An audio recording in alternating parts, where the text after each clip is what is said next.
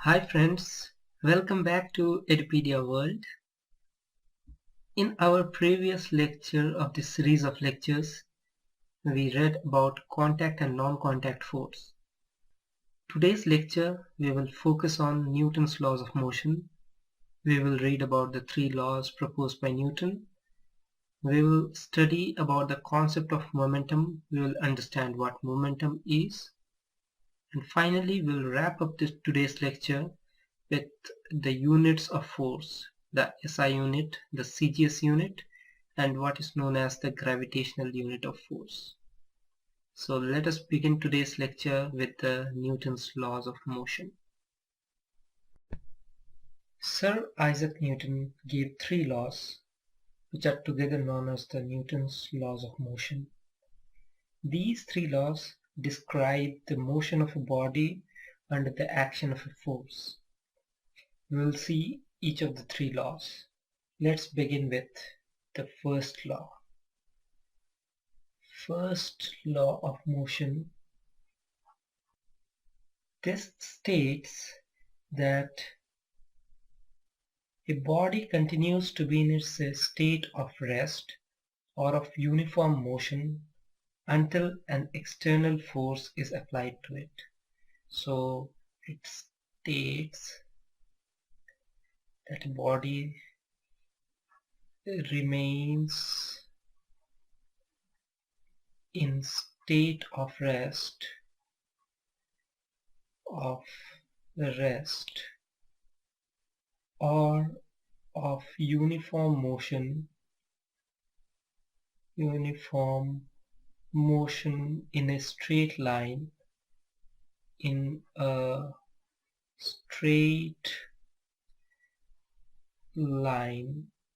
unless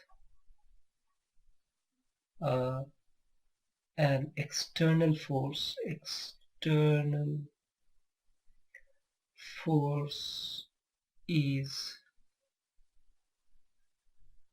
applied. This first law of motion is also known as law of inertia. Law of inertia. Why is it called the law of inertia? Because the property of a body to remain in its state of rest or to remain under uniform motion is described as inertia. It's the property of a body to try to remain as it is. And what does the inertia value depends on? The mass is the deciding factor on which inertia depends. More the mass, more will be the inertia of the body. Let us see how exactly does the first law, what exactly does it say? What it says is that suppose we have a body which is placed on a floor. This body will stay at rest for indefinite time until and unless we apply a force to start motion, to give motion into the body. Or in a second scenario, if the body is already moving with a certain velocity, that is a certain speed in certain direction, then either to change the speed or the direction of motion, we will need to provide an external force. Without an external force, the speed and the direction of motion of the body will remain constant.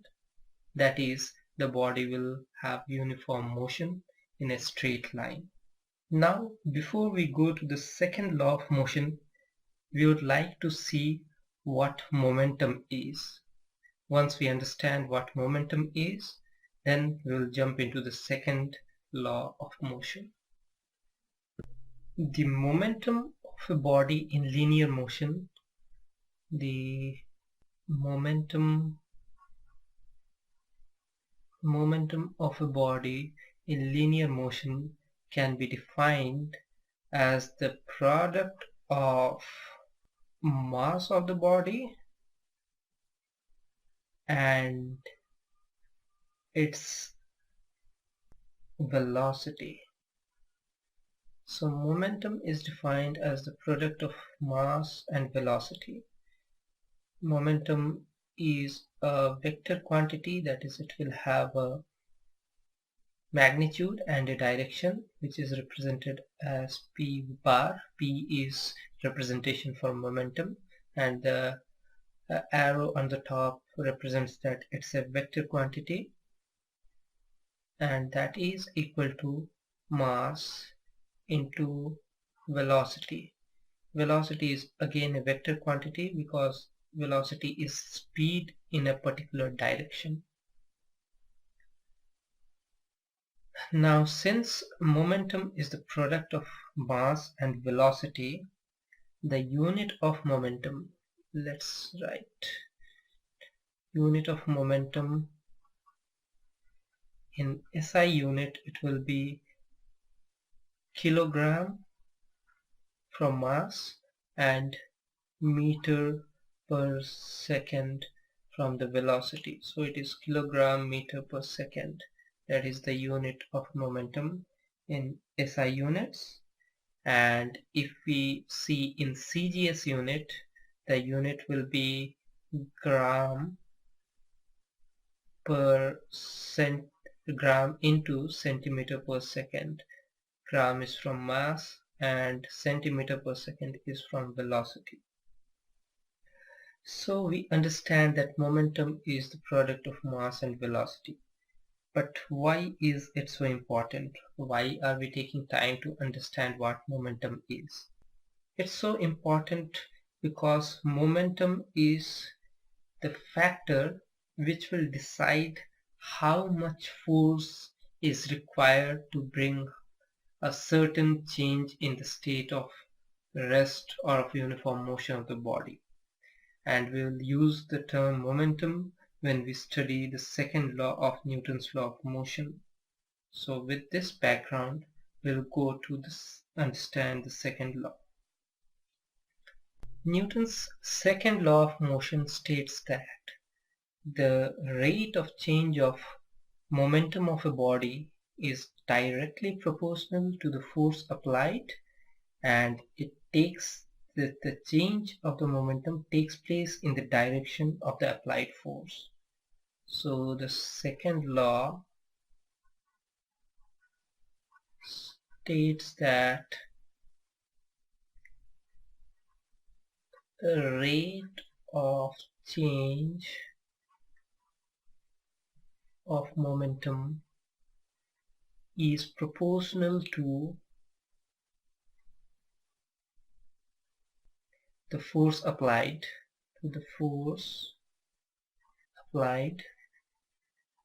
and it takes place, and the change takes place in the direction of the applied force, and the change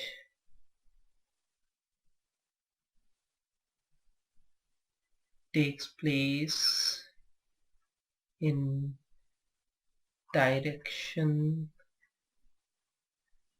of the applied force.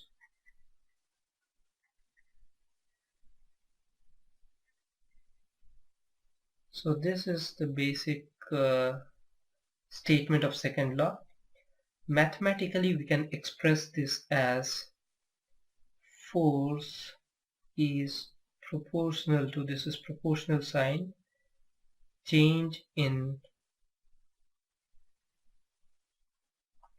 momentum by change in time, because it is the rate of change.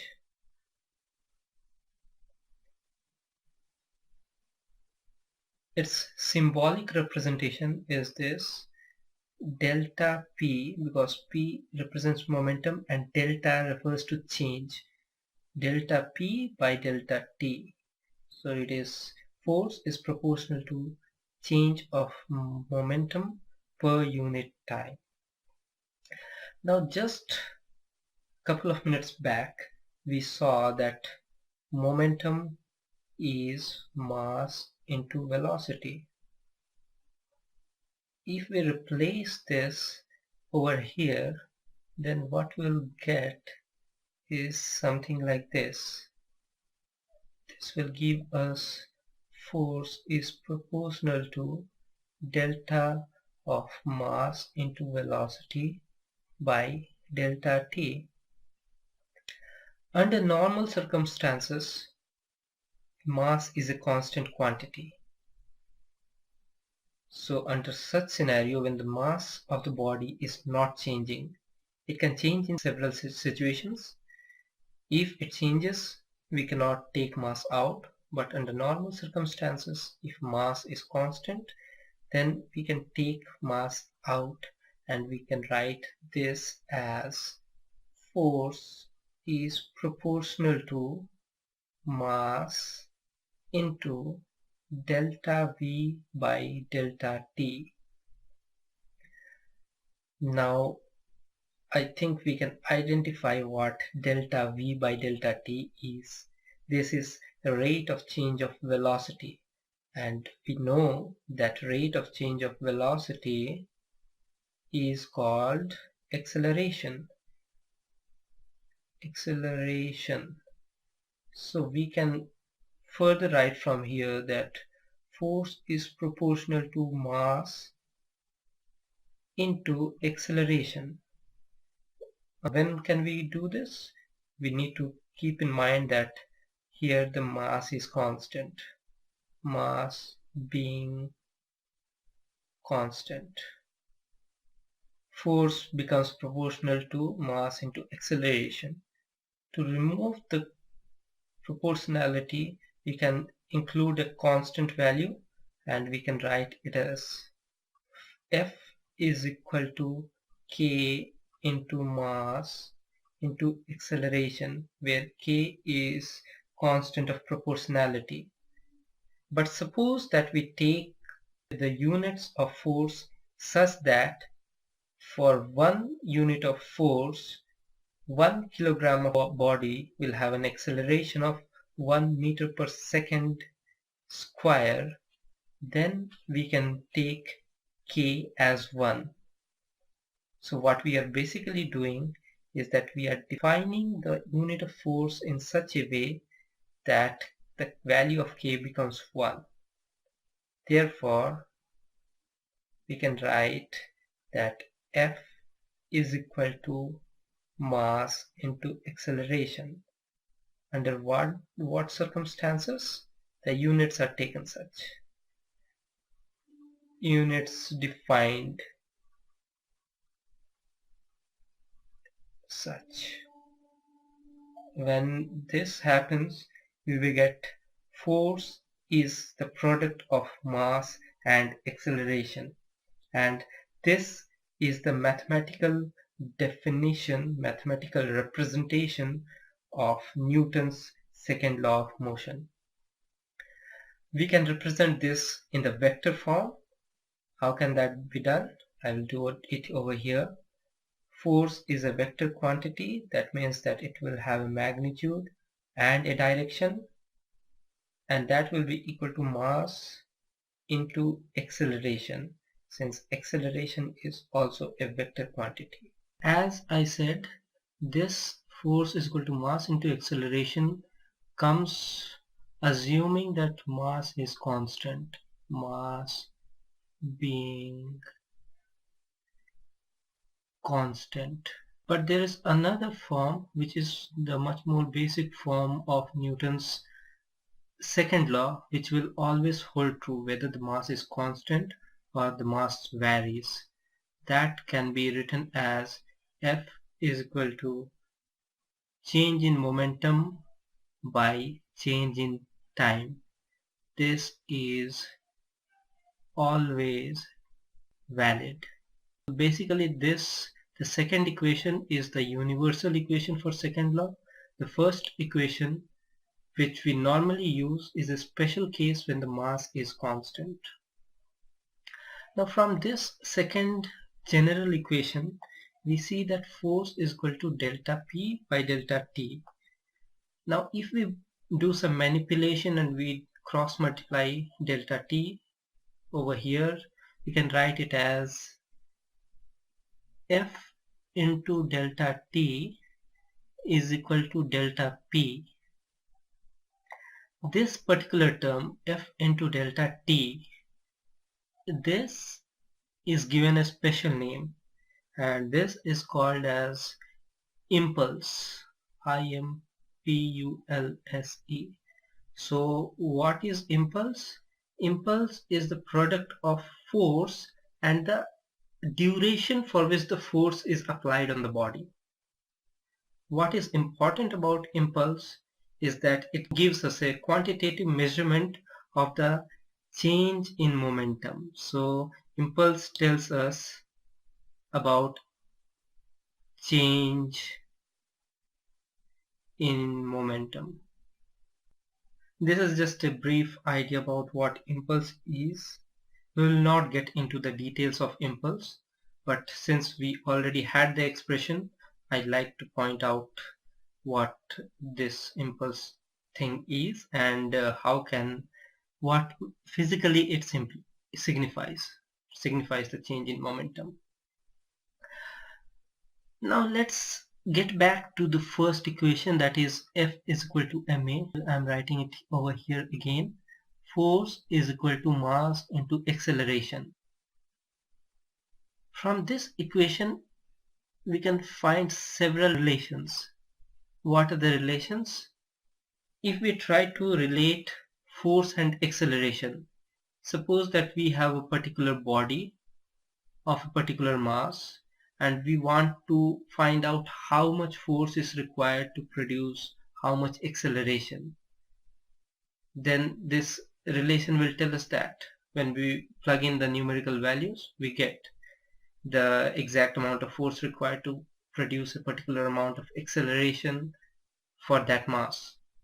But we can also draw a graph in which, suppose this is the acceleration, let me put it as A, and this is the amount of force required, and this graph I am drawing for a constant mass, M constant. So for this scenario, what will happen is that more the force applied, more the acceleration we will get, and the relation will be linear. There is another graphical relation that we can plot. If you want to see the relation between the acceleration and the mass of the body.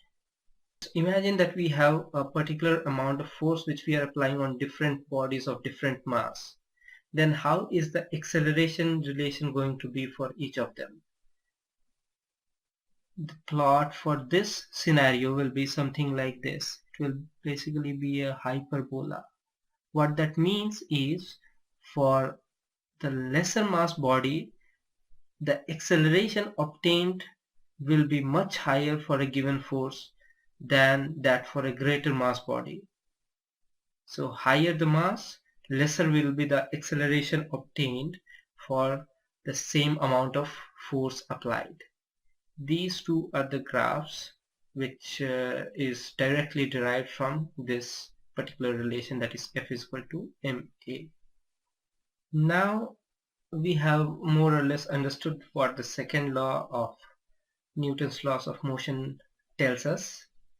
With this idea, I will jump into the third law of Newton's law of motion. The third law of Newton's law of motion states that to every action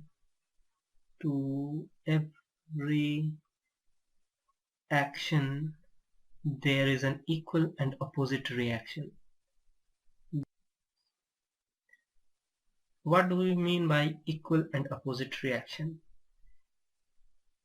Equal means they will have same magnitude, same value, and opposite means they will be in opposite direction. Let's see this with an example. This is an example I have already discussed in our previous lecture.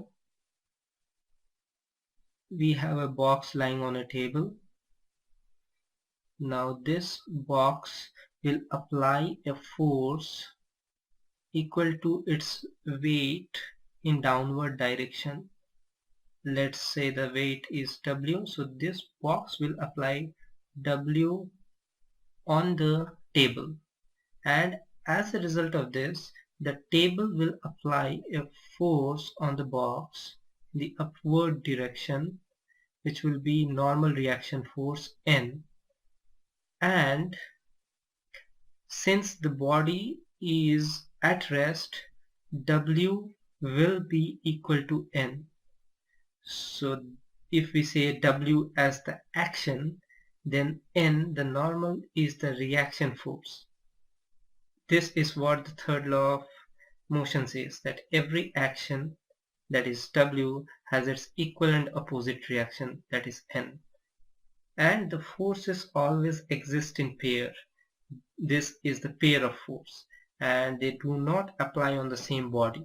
W is being applied by the box on the table, and N is being applied by the table on the box.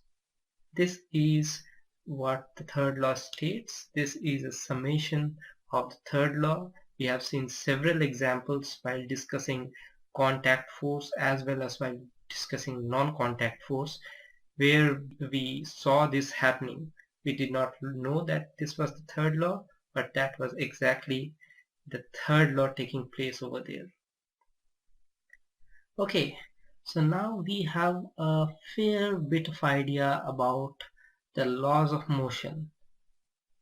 We saw the first law, the second law, and the third law. We discovered that force is equal to mass into acceleration if mass is constant. Now we would like to discuss some of the units of force. Units of force. We will begin with the CGS unit of force. The CGS unit of force, and it is termed as a dyne. What is it? It is the amount of force required to produce an acceleration of it's the amount of force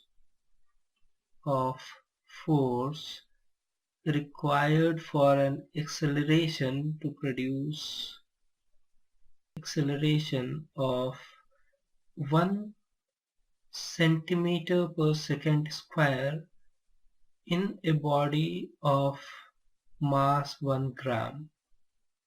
So this is the CGS unit of force. We can write it as 1 dyne is equal to 1 gram centimeter per second square. This is what dyne refers to. Next, let us discuss the SI unit of force. It's called Newton, and it's also represented as N. Since it is the SI unit, here instead of 1 centimeter per second acceleration, we will have an acceleration of 1 meter per second square, and instead of 1 gram body, we will have 1 kilogram body. So 1 Newton is the amount of force required to produce an acceleration of 1 meter per second square in a body of 1 gram. Let's write that down. 1 Newton is equal to 1 kilogram meter per second square. With this, we have a fair idea about the CGS and the SI unit.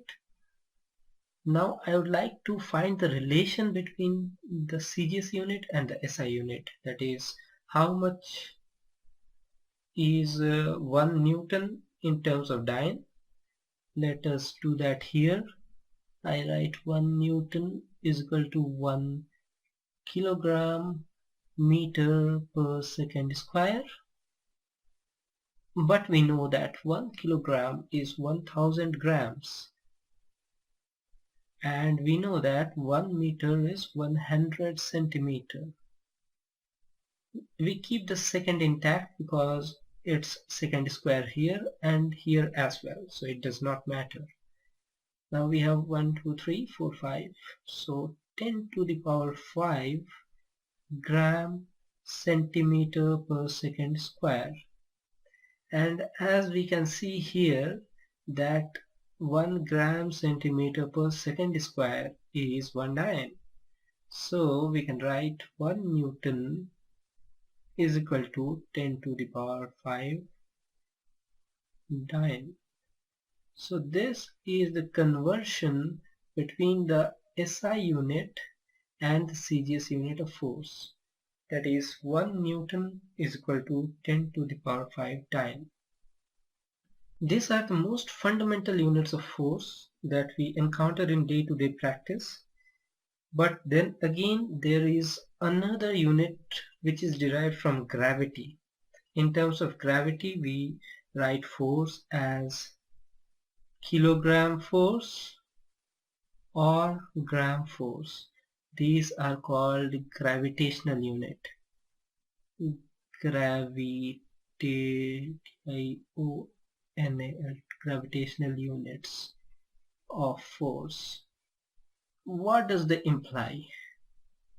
1 kilogram force is the force of gravity on the mass of 1 kg.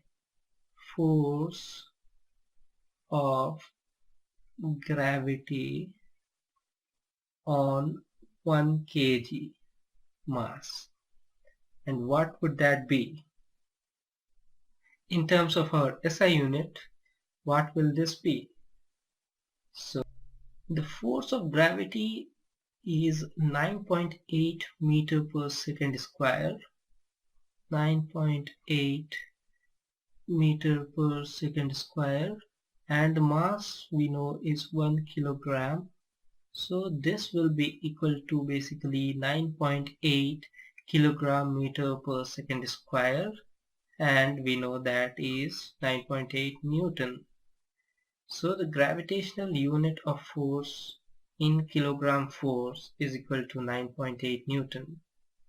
Its equivalent in gram force, we can derive it as force of gravity on 1 gram, and the force of gravity in terms of gram, that is in terms of CGS unit, is 980 centimeter per second square, and here we can write 1 gram, so it is 980 gram centimeter per second square. That is equal to 980 Dalton. So we have successfully converted the gravitational unit into the SI and the CGS equivalent. We can also write this 980 Dalton in terms of Newton by using this relation. With this we end today's lecture. We saw in details about the 3 laws of Newton's laws of motion, and we learned about the different units of force. In the next lecture we'll see about the equation of motion, and we will try to handle certain numericals using those equations and also using the equation that we learned in today's lecture. Thank you. See you in the next lecture. Have a great day.